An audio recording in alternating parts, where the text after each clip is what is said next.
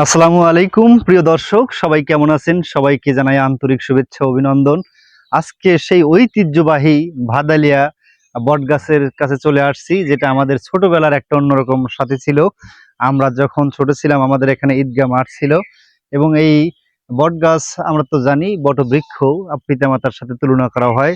রৌদ্রে, প্রচণ্ড রৌদ্রে মানুষ সারা সমস্ত চরার মানুষ কাজ শেষে কিন্তু এখানে এসে একটু ছায়া এবং আশ্রয় গ্রহণ করে।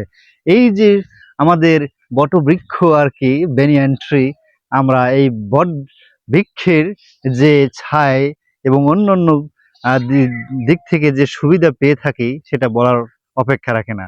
বিশেষ করে গয়াহাটটা উত্তরপাড়া এবং গয়াহাটটা দক্ষিণ পাড়ার এক সময়ের ঈদগাহ মাঠ ছিল, এখন আমাদের মাঠটা ভিন্ন হয়ে গেছে।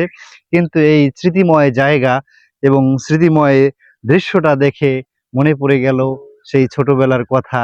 এখান থেকে 10, 5, 15 টাকা নিয়ে আমরা সেই চলে যেতাম গয়হাটরা। তো প্রিয় বন্ধুরা, সেই স্মৃতিময় বটবৃক্ষ যত দেখি ততই ভালো লাগে।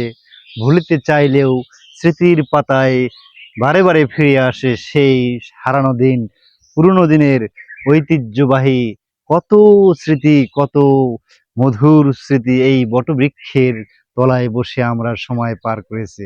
তো যদি আমাদের এই ছোট্ট ছোট্ট ভিডিও ভালো লাগে, অবশ্যই আমাদের পাশে থেকে লাইক, কমেন্ট, শেয়ার করে আমাদের অনুপ্রাণিত করার জন্য সবিনয় অনুরোধ করছি। ধন্যবাদ সবাইকে।